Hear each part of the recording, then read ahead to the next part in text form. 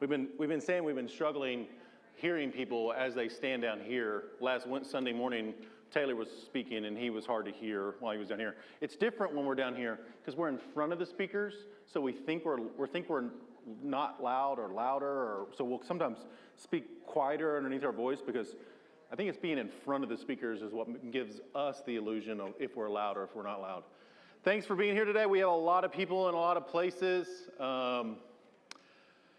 A lot of things going on this week. We have the youth group who is gone. They are gone to Eunice, Louisiana. We want to make sure you thank Marvin Carr. He drove down all of their luggage all the way down there, and he came all the way back, and he'll go and get them Friday morning, and he will bring them back Friday. So it's really, really, really sweet that he would offer and even do that. It's an amazing thing. This week we do mourn the loss of Miss Terry Murray. She was the pastor of Homer Murray, and that was the pastor here 2 pastors ago before Bobby. And I know she's going to be greatly missed and things like that. So I just want you to know it's a sad thing. I believe the visitation's on Thursday and the funeral's on Friday. I guess that's how it works. Yes. And but I know some of you knew them and some of you did not. We do have people who are still sick in the hospital.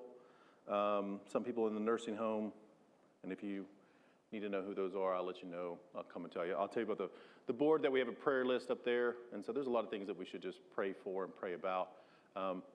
Summer is here, although it's kind of rainy. I'm kind of excited about it. It's going to be low 80s supposedly at the end of this next week, so I'm actually kind of excited about that too. Let me pray. We have a deacon meeting afterwards. I forgot to say that. Let me pray. God, thank you for today. God, I thank you so much for the men and women in this room. God, I thank you so much for their hearts. God, I pray that we can just learn and we can understand how we get what we have here and even in this church, and how it came to these shores and how it came to these coasts and how we are Christians even in this room. God, I pray, Lord, that's what we see, that's what we learn.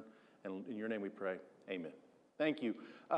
Today we talk about colonial times. Now, I want you to think about it. Last time, if you were here, we talked about from probably around this time, probably about 1620, we went into the 1700s, but we gave it through the aspect of, and we gave the history, not really the Christian history as much, the history of the English Civil War, and how the Puritans killed Charles I, the king, and cut his throat and cut his head off. I mean, they did all kinds of things.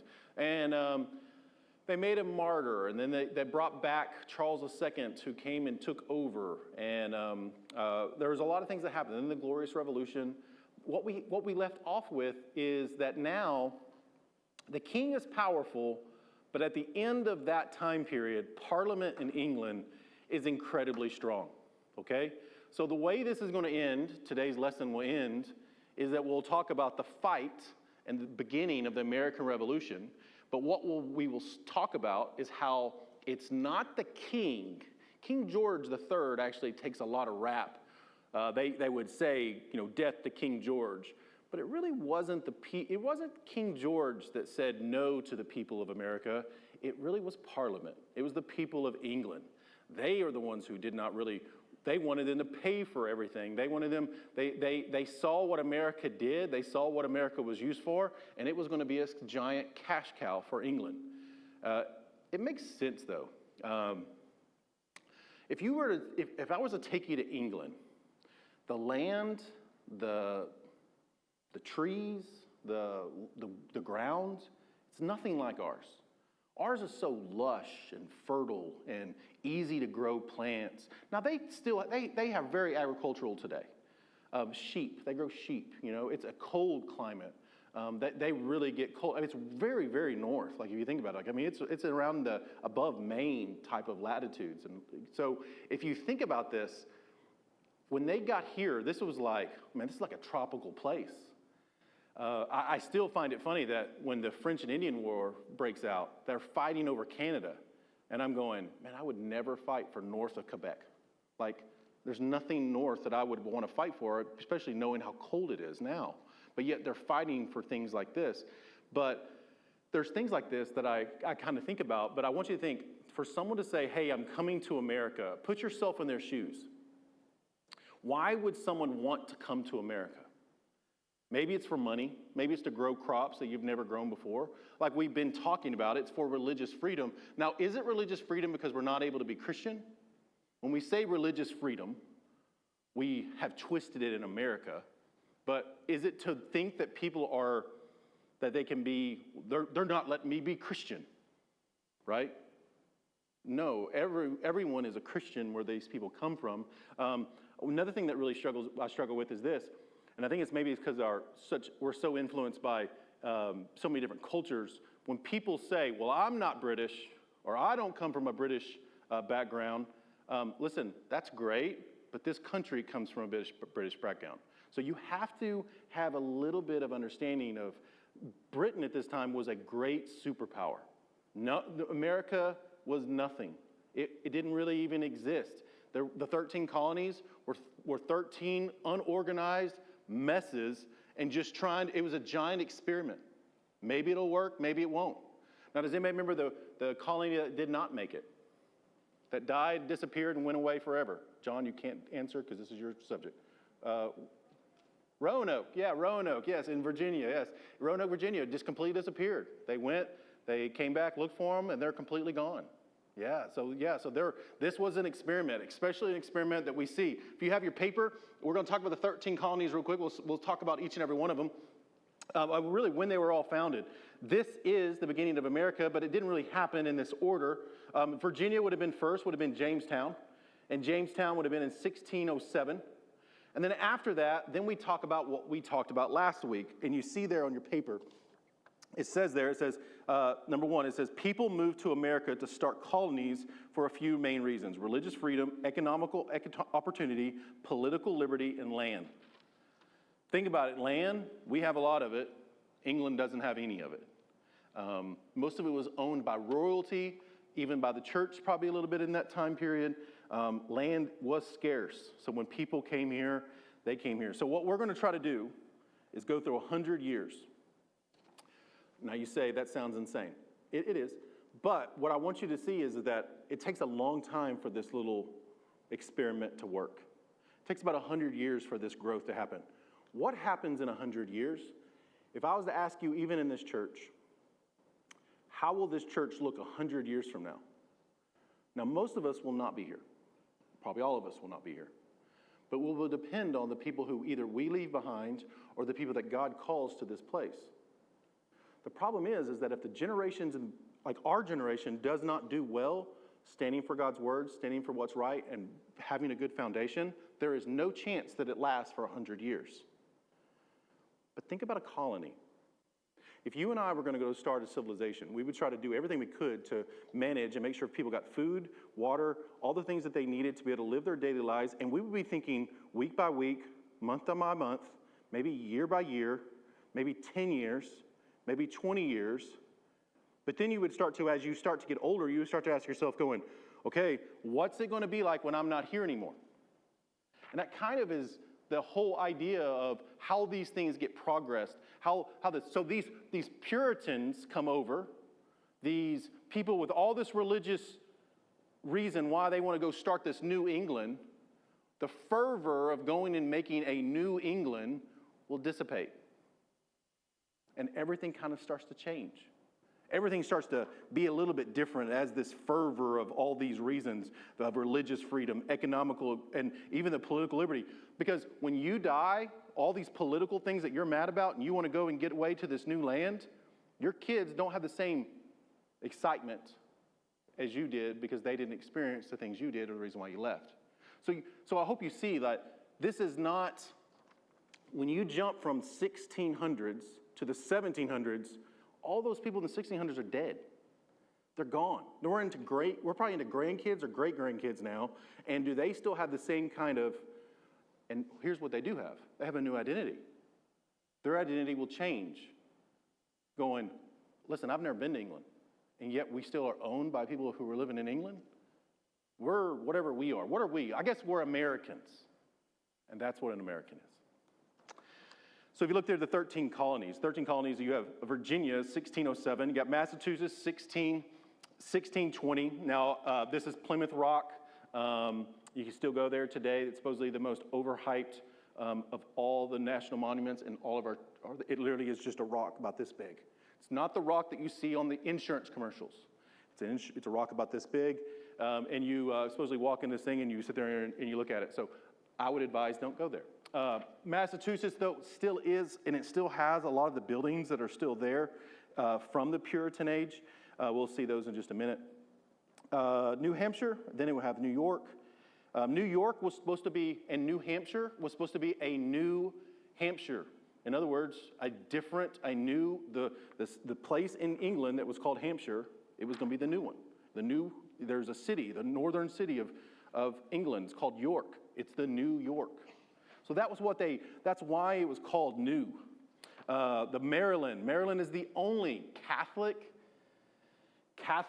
group out of all of these. All the rest of this is all Protestant. Not all of Maryland was Catholic, some of it was, but it was Mary's land, so Maryland. Rhode Island, we'll talk about it in a minute. Connecticut, Delaware, and then North Carolina, South Carolina, New Jersey, Pennsylvania, and then Georgia. Pennsylvania is always surprising that it's not one of the top ones because this is where your Quakers and a lot of this stuff was going to be built into. A lot of the Quakers, Mennonites, and the Pilgrims. Multiple times they tried to create a civilization in Pennsylvania, but it never stuck because this is where most of the Indians would actually were stationed. And so there was a lot of fights with Native Americans. There was a lot of fights going on as they try to create this. So if we think about early colonial life, you're moving in, trying to figure out sources of food, sources of water, sources of just resources and things like this. And what they were they were very separate. They didn't help each other. They didn't care about, one colony didn't care about the other colony. So if we think that we came over here and everybody's in a good mood and everybody loved each other, these people did not. These people down here, they went for money. All the South was for money. Cash crops, tobacco, sugarcane, cotton. And cotton came later, especially once they were to figure out how to gin it. That's a great story later. But when it comes down to this is very, very not as religious as some of these other areas were. These people down here were here for money. And it was you very much could see that. Look at the third point. It says, New England's colonies were most town-based and strongly shaped by religion. So that's the top part. The middle part is a more diverse in people and in beliefs. This is going to be your middle. So this is your north, middle, and your southern ones.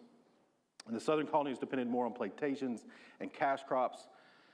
So let's again remember why we're doing this. And we'll talk more about the American Revolution and how everything starts this. But this is what they don't teach you in school.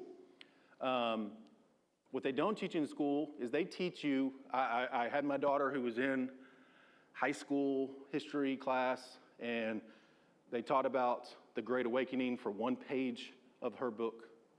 And the Great Awakening is an amazing thing that happens in America, okay? There's two Great Awakenings. There's the first Great Awakening and the second Great Awakening.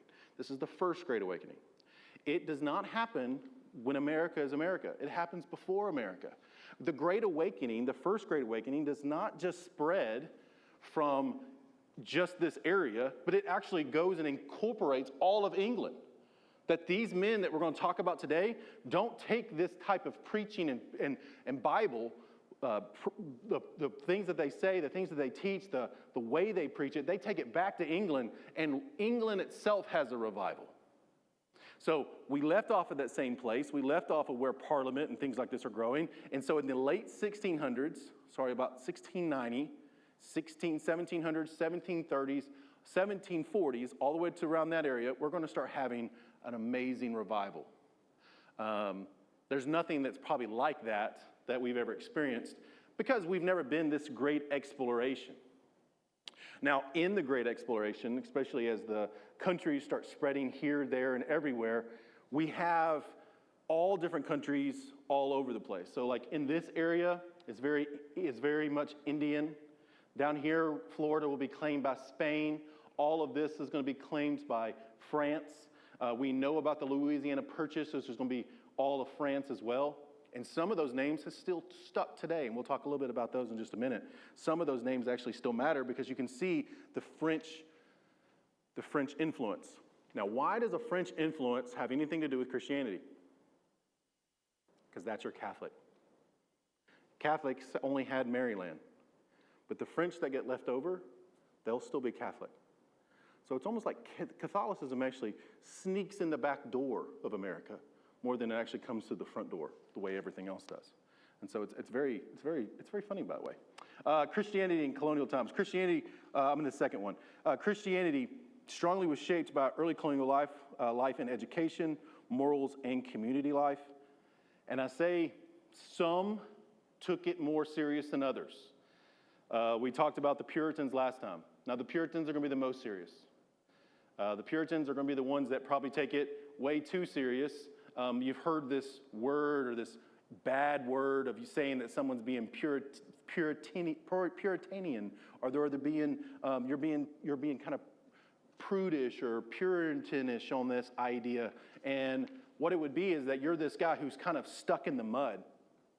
This is a beautiful drawing that was drawn in this time period, and it's of this church. And if you see this church, this is today in Virginia around Jamestown, this church actually is beautifully drawn. The top's gone, but all of this is still all here. It's really done really well to think about how old that picture was in this time period. So you have your Massachusetts. So this right here is going to be your Puritan, your Reformed point of view in these ideas. Your green that's in this is all Anglican. Now, what is Anglican? It's the Church of England, okay? So they're just taking the English ideas, the English religion, the English denomination that they took from England, and they're just bringing it to America, okay? The problem is they didn't like that. It was very formal, very traditional. If me and you were to go to the Episcopal Church today, you would sit there and ask yourself, do I look at all this tradition, look at all these, and some of you would love it. You would love the stained glass windows, you would love the organ, you would love all the things, but there would be all these different rules. Everybody would have to come down here for communion, kneel at it. They would give you real wine, a cup of wine where we all share out of the same cup. I would throw up, I couldn't do it. And then you would get a little piece of bread. And that's how we would take communion each and every time. But that's the Episcopal Church, was very much the Anglican Church, still today. Then you have Quakers. Your Quakers going to be your extremely extremes when it comes down to the radical reformers. Mennonites, Quakers, Amish. They'll turn to the Amish in time, and they're going to be the ones that are against any kind of prosperity or any kind of growth, especially outside. Not just technology, but a lot of other things. But you will see a lot of things like that kind of change. Again, these areas and these places are going to be completely separate. They're not going to be friends with each other, especially at first. Then we have then you have the Anglicans, which is mostly the green, all of the South, you see.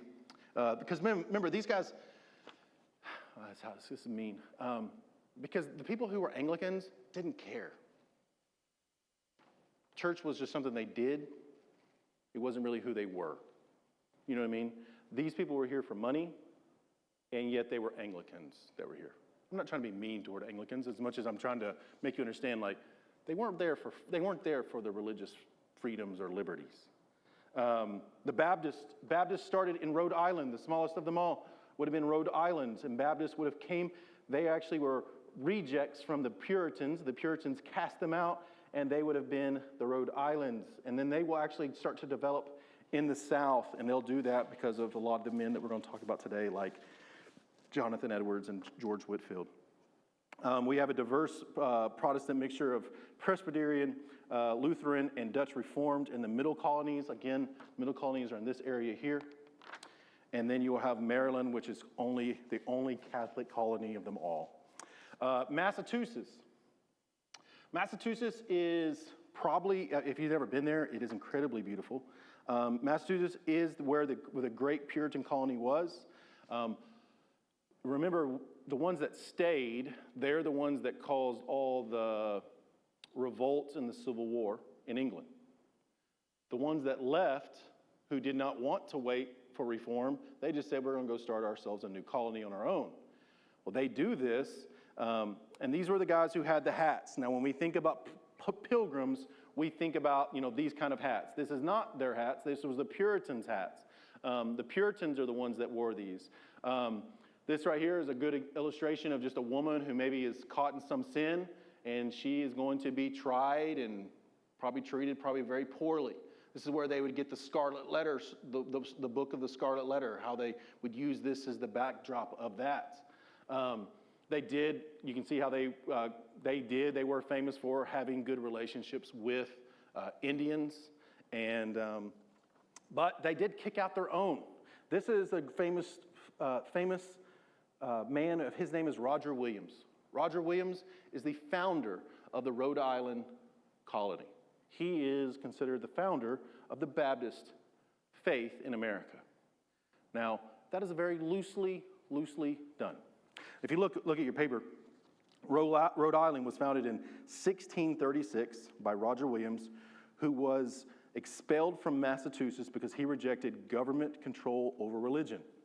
Now, the Puritans were Calvinistic in the way they thought about soteriology. Roger Williams was still Calvinistic.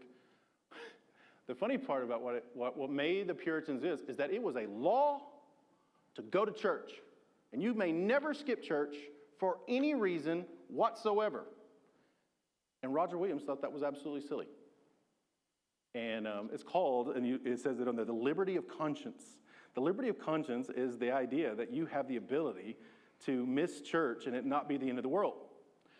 Roger Williams also believed in the Mennonite tradition, or the Anabaptist tradition, that you can be baptized after being a believer, not in infant baptism. So that's how they became the Baptist colony, and they were incredibly good at relationships with Indians and multiple other places. Now this is in Rhode Island, and this is the oldest state building that's there. I couldn't fit it in there very well without it being really distorted. These are old places that were in Massachusetts, between Massachusetts and Rhode Island. This is how old. Ooh, I don't know what I did. Oh no, this is what happens. Yep. All right. We're just gonna leave it alone. But these are the old plantations. You can see this kind of lifestyle and where they are. So when we speak about these men that are going to be preaching in just a minute, this is the kind of places they would be going to and preaching to. So these are the places which we would say that where a lot of our ideas come from. Now, as Baptist goes down to the south, it will pick up some Anglican ideas. And those Anglican ideas will show that it's kind of like a mixture between both kinds of Protestantism. And those will change, and we'll talk about them next time. Rhode Island became known for religious liberty, liberty of conscience, and the Baptist influence. And I think the Baptist influence is the idea that it's believers' baptism. And it will be, now all of these places, except for Anglicanism, because there's no Methodism yet, is because all of them would say that they all should govern their own church. Now Baptist, that's one of our main things, is that there's nobody telling us what to preach, how we should do it. You guys as a body get to make that decision. That's a congregationally led church. And churches can be led three ways. They can be led from a top, like a United Methodist is led by a government agent that goes down. And then it can be second, it can be pastor and staff led. Never good, never works out, never does well, because you get somebody who's not thinking about everybody, but just thinking about themselves, and that gets crooked. And then there's third thing is that when it's congregational led. Now, congregational led can be crazy too, especially if you don't have good bylaws. And our bylaws is what keeps us safe in those scenarios. So just to let you know, as much as some people might hate those bylaws and rules, they actually keep you a lot safe. They keep me safe. They keep you safe. They keep the elders safe. They keep everybody really safe. That we can't turn on each other tomorrow and everybody gets, in trouble. So it actually helps out. So being Baptist, that's why, again, I'm all for it. Methodism does not start. Methodism will not start until Jonathan Wesley. And we'll talk about Jonathan Wesley today. But Jonathan Wesley will be the founder of the Methodism. He wanted to renew the Anglican ideas. So most of the Anglicans that we saw in this last picture, Oh, see, this is what I was worried about. See, you can't trust me. Oh, no. Oh, no. I don't know what I'm doing. John, you have a clue? Where's Kyle Ivy? Oh, now I'm stuck. I don't even have the little thing over here. I think I froze it. Oh, here we go. Yes. So now we get into the First Great Awakening. So in this time period, we are going to have one of the greatest revivals of all time. Now, the First Great Awakening was a powerful religious revival in the 1730s to the 1740s. Now, again, I'm jumping a lot of time because it takes a long time for all this to actually happen. You got to have people die. Sometimes the way churches actually function better and worse is that people have to die. Because some people have such a grip over what happens in a church, and that is never good. Your church health will always be a mess. But even in these colonies, you need some of these people to move on. So imagine if you're a Puritan. You move here for all this religious freedom, and you want to do it different, and you want to make this new England. How do you think their great-grandkids, you think they're going to be as fervent as this? They're not.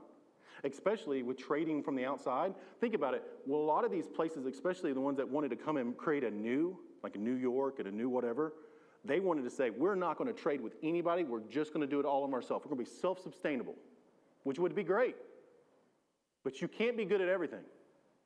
One colony might have a lot of wood or a lot of lumber. Well, you need their lumber, but if you're not going to trade with them, so what happens is commerce and economics really start to rule the roost here. And that's what's going to happen when we start looking in toward the bottom of your page at the very end. What makes America united is not the religion. It will be the money. It always will be the money. Still, it's what makes us that way now. If you, every one of us, when we listen to a candidate, we want to know how much they're going to tax us. We want to know how much they're going to leave out of our pocket, how much they're going to take out of our pocket. Why?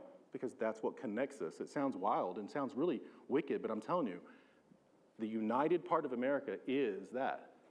Now, are we founded on Christian values? Well, that's next week's lesson, so we'll talk about that. It's good lesson. Second thing on Great Awakening, it swept through the British colonies and even reached England as well. It called people to personal conversion, repentance, and direct encounter with God. It challenged a dead formality. So in other words, that dead traditional place where we just go to church and do all the motions and be religious, an empty routine and religious controlled by institutions. For it was great because it shook colonial society, awakened ordinary people to faith, and left lasting marks on the American religion and culture. So when their parents came over, and they had all these Anglican ideas, they had all these Puritan ideas, they had all these ways of how they did church. They found out that they had relationships and they do know how to do church, but they had no relationship with God. So we had men who actually preached the greatest sermons that have ever been preached during this time, and it will be through these three men that we'll go through in just a minute. When it comes down to Jonathan Edwards, George Whitefield, and John Wesley, there is no one who probably captivated more minds and was better at what they did than those three men. This is why the Great Awakening matters, and these three men tower over anything that happens in the Second Great Awakening. Towers over it. More people come to know the Lord during this time, probably during any other time in all of America. I mean, it is that fervent of this time. In this time period, America probably had about 250,000 people in population. So not a 250,000 people were here on our shores, and so they were there. This is what they looked like. You would see them as they would speak. They would have just a little bitty stage, just a little bitty stage. Now, when you look up the Great Awakening, you just need to make sure you're paying attention because there's two Great Awakenings. One Great Awakening, this first Great Awakening, you'll see these colonial hats, okay? Colonial hats. These are Indians. Colonial hats, all these colonial hats. If you see a top hat, like a Abraham Lincoln top hat, that means the Second Great Awakening, okay? That's how you know the difference in the two. But this would be George Whitefield. And this would be George Whitefield, and he spoke to all these different people. This would have been Jonathan Edwards as he spoke to the tribes. This would have been Jonathan Wesley as they spoke to all these different congregants. There was nothing like what they were saying. they were preaching the Bible, and people would say they were preaching hellfire and brimstone. Absolutely not. Who you want to get me fired up? I'll get fired up. My daughter's history book was written by someone who's completely non-Christian.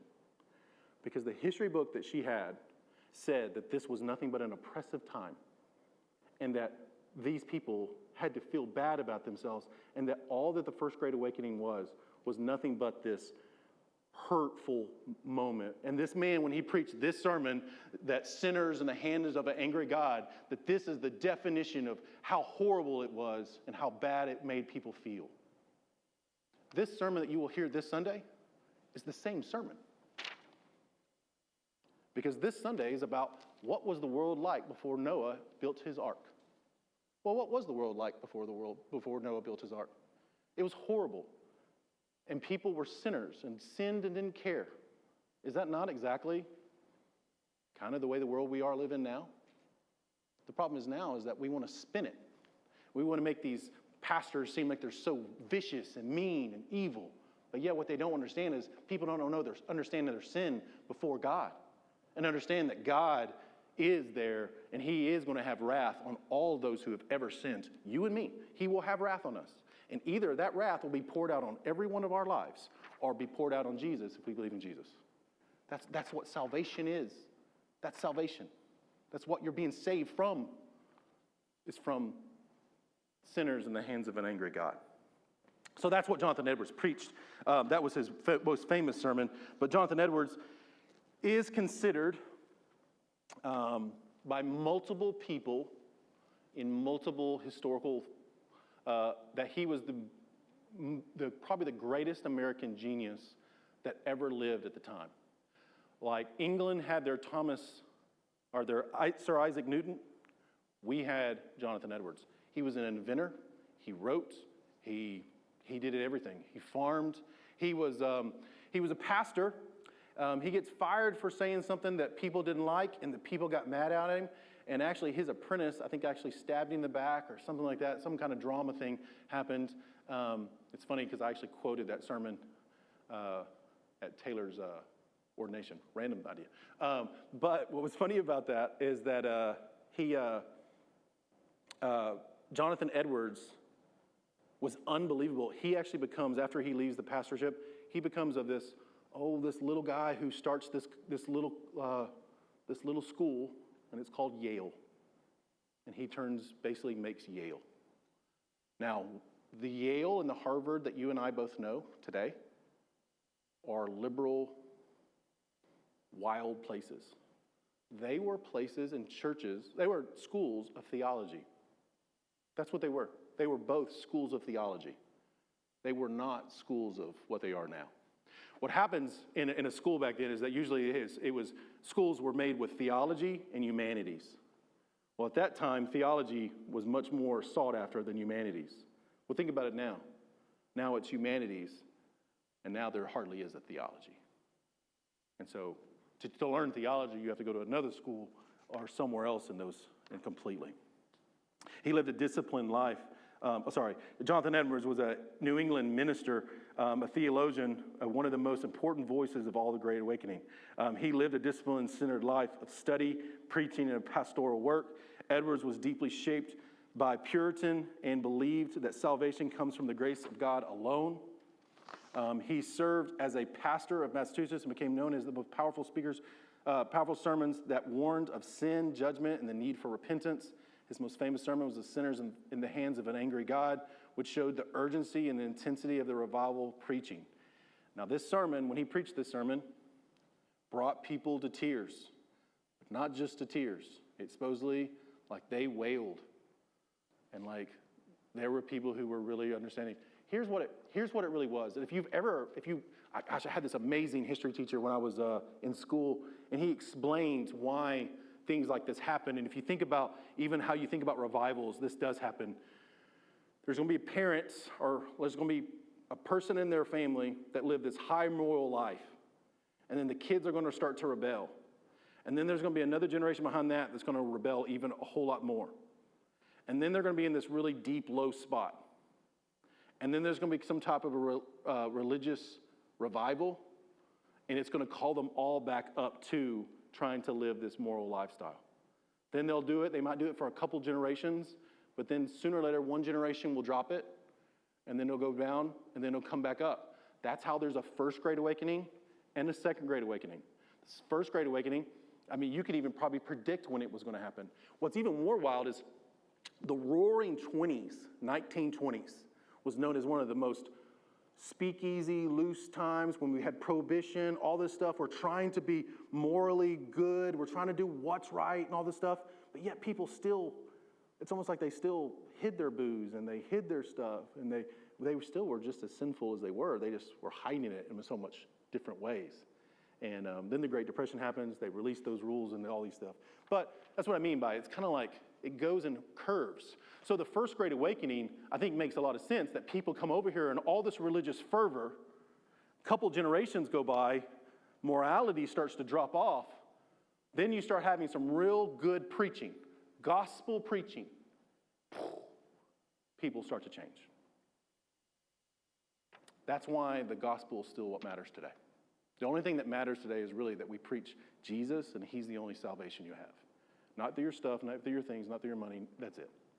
And I think that's the nuts and bolts of what these men taught. I don't agree with some of the things that they believed and how they thought in theology, but I so much love their excitement of what they taught.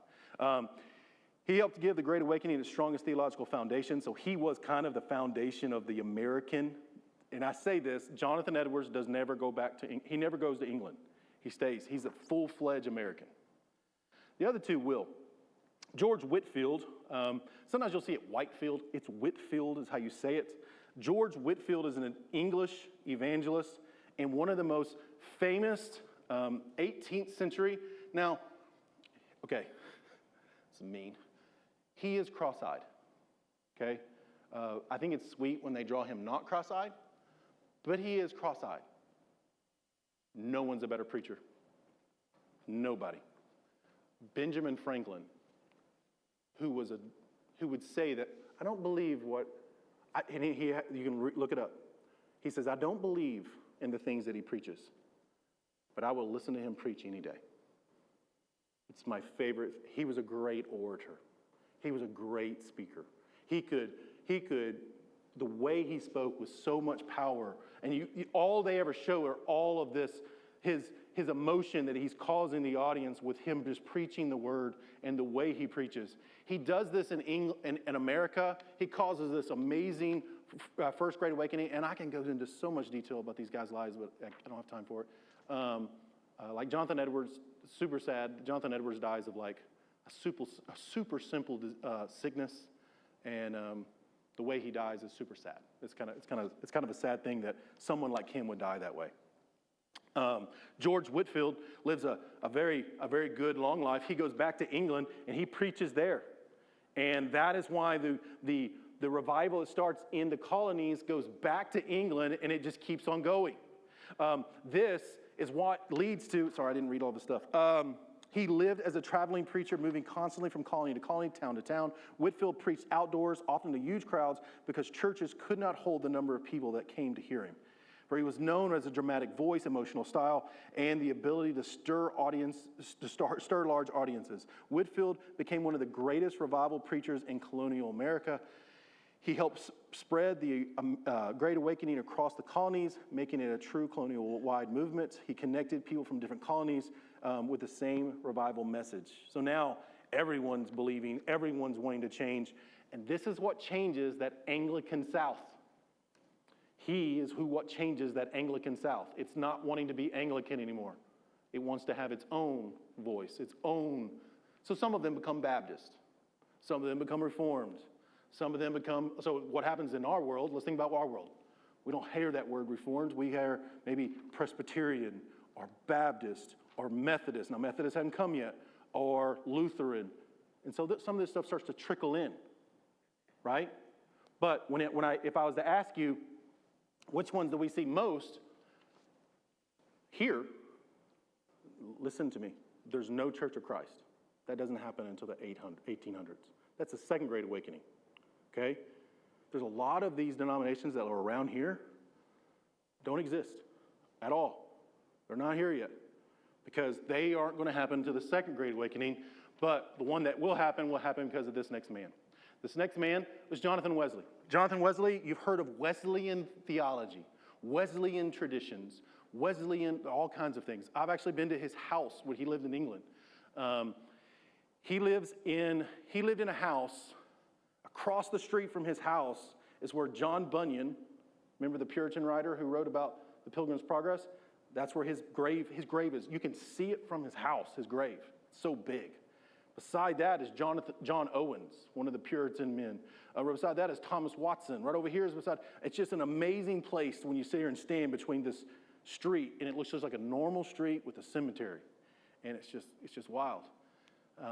But Jonathan Wesley is a man who wants to reform the Anglican Church. He wants to reform it. He wants to change it. He actually goes to America working to go and spread the gospel to to Indians. And he does his best to try to explain it.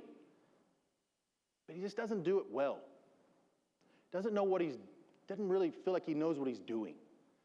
He then goes to one of Whitfield's revivals and then goes to this other man's revival. And he felt like he was then saved, which was beautiful because he thought he was saved where he went and did missional work. But then when he realized it was that all this religious stuff that he was doing was all just show, and he really wasn't changed from the inside. But then he believed after he heard the gospel in the right way. Do you realize how many times you and I hear the gospel until we hear it the way until God actually wakes us up? Now, some of you, if you were saved at the age of 7, it's going to be hard for you to understand. But if you are saved at a later age, it's like you can hear the gospel 1,000 times, all about Jesus and all about this and all about that. But when you hear the gospel the right way, and it's almost like God has connected all the dots, and you're going, I believe. That kind of effectual calling, it changes everything. And I think that's exactly what happened with Jonathan Wesley. And I think that's a beautiful thing that actually happens there. Because it's actually a person who loves soteriology of how people are saved. That's a beautiful thing that happens there with him. Jonathan Wesley was an Anglican preacher and founded the Methodist movement. Wesley was educated at Oxford. Now remember, Oxford usually had Catholics. So again, it's changed for the Church of England. So he really wants to build up the Church of England. That's mainly his main goal, is to build the Church of England. For he became known as the careful habits of prayer, Bible study, and service. At first, he wanted to renew the Church of England rather than break away from it. Here's how he wanted to renew it. He wanted to renew it by being serious. There was probably no one who was more serious about their Christianity on a daily basis than Jonathan Wesley. Here's why. Jonathan Wesley is technically the person who created Sunday school, okay? But his Sunday school was a little bit different, and I would love to try it if y'all want to do it. We all get in groups, and we meet each and every week. And you meet with each other, and you tell every single sin to your whole group. And if you don't, you're kicked out of the church. And I'm not kidding you, that's exactly how Sunday school went. Because he took the idea of confessing your sins to one another is there's no way in the world, if you walk in here and say you have no sin, you're out. Because you obviously don't understand. You're a sinner and you have sin. But he was always this refiner. He was like refining and constantly refining people as they went on. He also created a part of theology that I don't really like at all. It's called prevenient grace. It annoys me very much so. It basically shows that grace can kind of be good for you or bad for you. It can be whenever you need it, it will be there. I don't agree with it. I completely don't. So I will say that's something I don't agree with something he says. He also cared about social need, support of education and charity, and care for the poor. John Wesley came to America, heart was changed, did a little bit of work here, then left, went back to England, and he is the one who created the revival in England. Not just a little revival, a huge revival. When I was there last time in England, and I was there with this giant Christian heritage historian, and he said this, and I thought it was just fascinating. He said, even the Queen said that if anyone wants to, it wasn't the Queen, it was a king at the time, anybody who wanted to rise up against the monarch, the only one who ever had the power to do it was Jonathan Wesley. That's how many followers he had. Everyone in England followed him. What was weird about that was every denomination in England then started to get really, really murky. Because then you had your Anglican, your Church of England, but then you had your Methodist, then you had your Methodist Presbyterians, then you had your Methodist Baptist, then you had and you're sitting there going, because everything became a method. Everything became a method. So Methodism is this. Methodism is you have an age of confirmation. You get infant baptized, then you're raised in the church, and then at the age of confirmation, which the age of confirmation is where you get this word, age of accountability. That is not a Baptist term, okay? It's not. We have the age of discretion, not the age of accountability. Age of accountability is whatever the pastor at that time said it was. So if he says, well, your kids get confirmed at the age of 12. If they die before 12, they go to heaven. If they die after 12, they go to hell if they haven't been confirmed. So you better get your kid confirmed. The kid goes to a class. He sits in a class. He hears a story. Hey, do you want to go to heaven with your mom and dad, or do you want to go to hell? I guess I'll go to heaven with mom and dad. And so then he'd get confirmed, and that's how it would be. And that's how that relationship with the Lord came. And I think I've baptized more Methodists than I've ever baptized more Baptists. And I think the reason why is because confirmation was just an act, but I think that salvation came from a lot of people in the youth, especially at that time. His life ministry made one of the most important religious leaders in English history. Charles Wesley, his brother, I felt bad leaving him off. He is one of the greatest hymn writers in all. If we go get our hymn book out, we will find Charles Wesley, Charles Wesley, Charles Wesley. He wrote so many. I want to say over 1,000 different hymns. He's a juggernaut, is what Charles Wesley was. Yeah, they lived together, actually, in that little house across the street from Bun Hill Cemetery.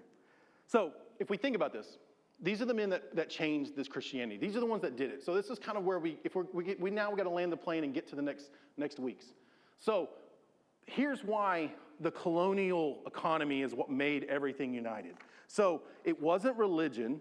The Great Awakening did bring people closer together through their repentance and wanting to live their life for God. And I think this is what's going to create amazing literature. This is where you're going to get the John Adams that are going to come and start to write amazing, beautiful stuff. John Adams, if you want a president to hang your hat on, the littlest one was the most religious and loved Jesus the most.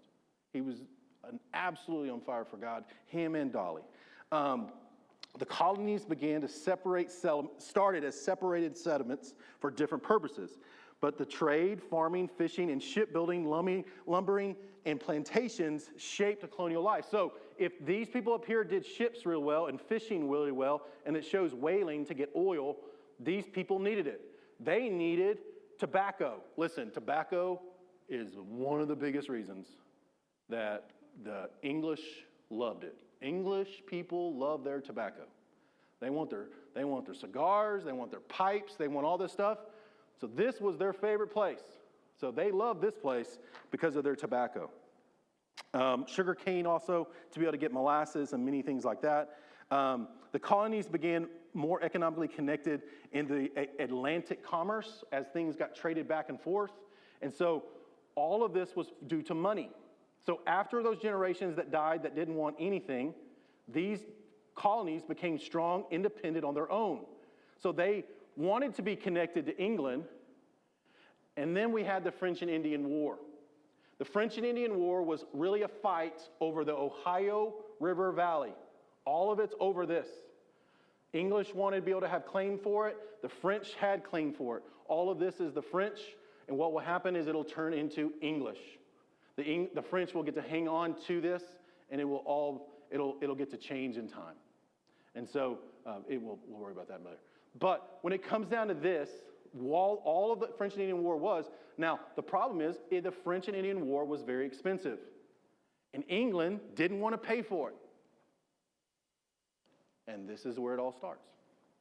We have the Stamp Act, the Sugar Act, the Tea Act. We have one act after another, which we all know about, and this is what causes everything to unite.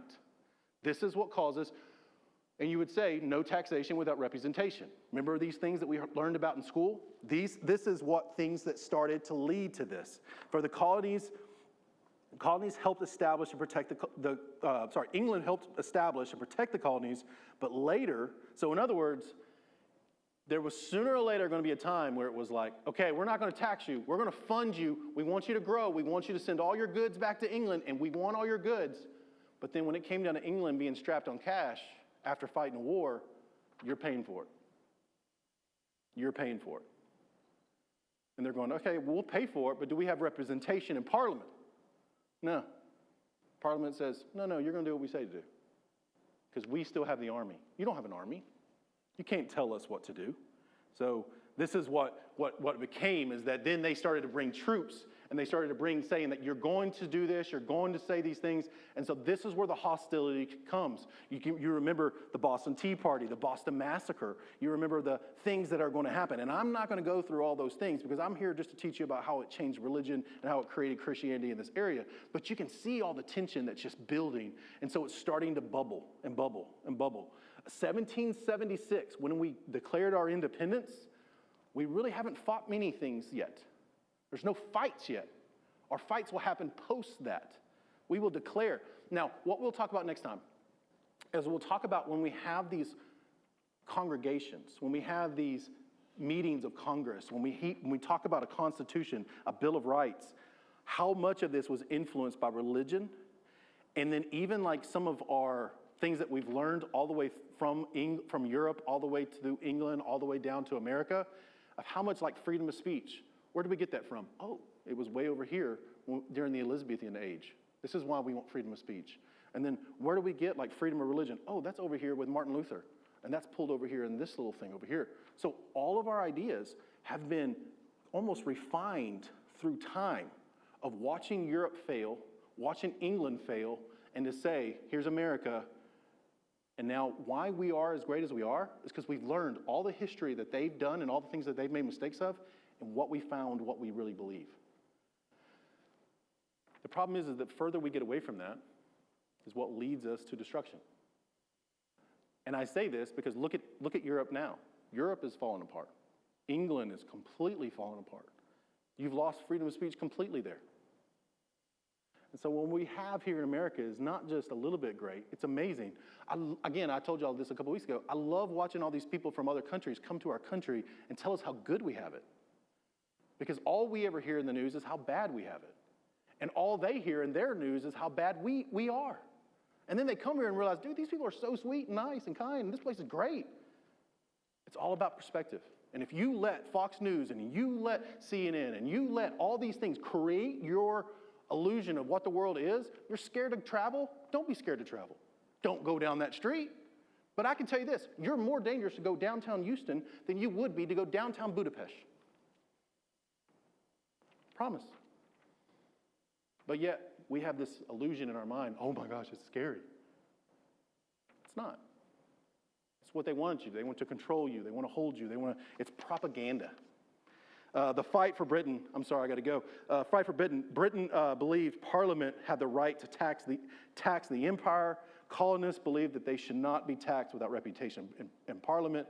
The Sugar Act, Stamp Act, and later laws increased the colonial hostility, which began to struggle over money, authority, and self-government. You see a picture here of a man getting tarred and feathered because he did not pay his taxes. Again, this is either an accurate story or propaganda to rile up the troops, make people mad. They did it then, they'll do it now. That's all that is. And so when they drew pictures like this, they showed this colonial man, and yet this man in authority saying, if you don't do it, we're the ones who are in charge. So that's what all of these things are. Like this right here. Go get them, boys. And so this is kind of where it is. But so I think what's beautiful about this is that we're still bombarded with this kind of propaganda and this kind of things today. I just don't want to be on the wrong side. Why do we learn history? So that it won't repeat its mistakes. I've been in meetings And I've been invited to a lot of meetings that it feels like we're going to be asked to go start a revolution again today. And there are people who get upset with me when I'm going to get up here and I don't scream Trump, Trump, Trump. I probably get more in trouble for that from this congregation than anything else. And it's because I don't go fight this fight and do these things. If you've ever heard me preach, I preach the hardest things I can to you. But it's because it doesn't back this political party. You realize that there are some people in our church that are blue? There are. A lot of you are red. But I don't care. Because the gospel is the same for both of you. And Jesus saves both of you. And I don't care about your political opinion as much as I care more about, do you know Jesus? Now, the rest of it, we'll work it out. But I think we miss up on that. Last thing is the colonies gradually moved toward protest and resistance and then towards independence. So next week, we're going to go through the congregational congresses. We're going to go through the Constitution, and we'll go through the Bill of Rights, and we'll talk about all the different rules and laws that we got from the other places and how it got all into all of our laws, and then how our country really is based on either the mistakes of England or mistakes of Europe and England, or even the idea of great philosophers. Francis Bacon, who's not a believer in Jesus, he will have a very big influence on our country. And so next week, we talk about the Age of Enlightenment. That is when it starts. During the Age of Enlightenment, we're going to have a separation between, so here's why that's crazy. Who was I talking to? Was it you? It might be. In this time period, to be an atheist would have been unheard of. But as the Age of Enlightenment comes, it's like atheism starts to grow. There's very few atheists in the world in this time. Everybody believes there's some kind of God, maybe an agnostic at least. But this idea of atheism, humanism, will start to grow, that we're in control of ourselves. We can do whatever we want. We have our own ability. And you'll start to see that grow and mature, and it just poisons the world, is what it does. It poisons America. It still is, but I think what's crazy about it is that it has poisoned us over such a long period of time. And it still is today. So let me pray. God, we thank you today. God, we thank you for the people that are here. God, I pray for those who are sick and those who are hurt. I pray, Lord, that you be with them. Be with our youth as they are in Louisiana. I pray, Lord, that they learn and they grow. And God, I pray, Lord, that we get excited about the stories of history, for they are your stories and your history. And Lord, I pray, Lord, that we see you in all of this. Thank you for these great men that we've talked about today, that we believe, because a lot of their ability and their strength and their courage to get up and preach. God, I pray, Lord, that we can be able to shout the gospel like they can, that they can be able to preach about sinners, repentance, and turning to the Lord. And God, I pray, Lord, that's what we do. In your name we pray. Amen. Thank you, guys. Have a great week. I'll see you Sunday.